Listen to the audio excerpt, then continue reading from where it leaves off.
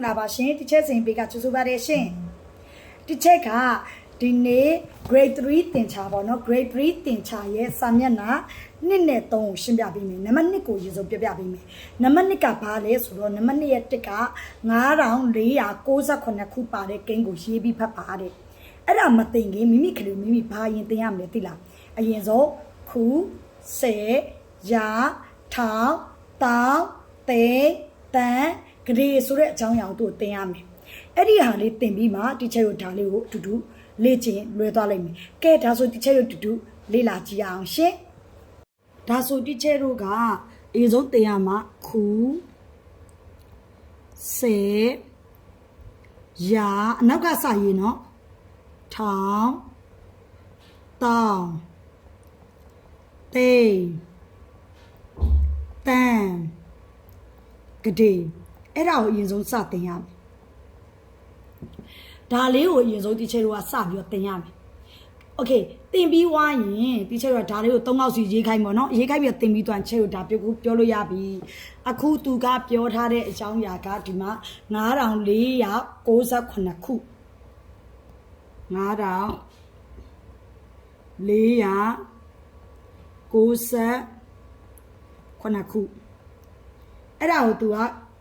ကိန်းကိုရေးပြီးဖတ်ပါကဲတော့ဒီချက်ကဘယ်လိုလုပ်ပေးလိုက်မလဲဆိုတော့ကိန်းကနန်းနဲ့ရေစုံရေးလိုက်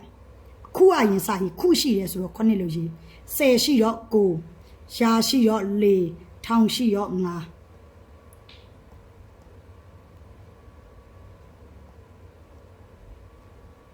အဲ့လိုလေပြောလို့ရတယ်9498ခုဆိုတော့သူကရေးပြီးဖတ်ကမယ်โอเคပြီးသွားပြီကဲဒါဆိုရင်ကိန်းတွေကိုဒါချက်ရေးပြီးဖတ်ပါဆိုနောက်တစ်မျိုးပြောမယ်ဘယ်လိုရေးရမလဲအရင်ဆုံး9000မို့လို့ငါရေးချဝေးစံပေါင်း9တွေတို့ထဆနူရေးချငတ်တာထောင်9000တွေတို့လိုက်4ဝေးစံပေါင်း4ရကောက်ရေးချရ400ကာကြီးလုံးနဲ့6 9ဝေးစံပေါင်း9စာလင်းရေးပြတ်တာဆက်အောက်ကမြင်ဆက်6ဆက်ခါခွေ6ခုနားငယ်စတာနဲ့9 98ရေးလိုက်ပြီးသွားပါပြီပြီးသွားပြီဆိုရင်ဒါဒီချက်ရဒါလေးတွားလို့ရပါနံပါတ်2ရဲ့ကာကြီးလေးကိုတွားလို့ရပါ6919ဒါဆိုအဲ့ဒါကိုကိန်းတွေကိုဖတ်ပါကိန်းတွေကိုဖတ်ပါဆိုတာဘယ်လိုရေးခိုင်းမလဲဒီမျိုးရေးလိုက်ခုအပေါ်မှာခဲရံလေးနဲ့ရေးခိုင်းလိုက်10ရာထောင်သူပေးတဲ့ဟာလေးကိုအဲ့လိုမျိုးခု10ရာထောင်လို့ရေးလိုက်ရေးပြီးတော့ကဲဒါဆို6000တို့ခောက်ရေးချက်ကတာ6တို့ထောက်ဆုံးချက်ကတာထောင်6000ခောက်ဝဲချမ်းခုနားငယ်စနာနဲ့9ရကောက်ချရ900တောင်းရစတာတစ်စာလင်းတက်ဆက်အောက်ကမြင်ဆက်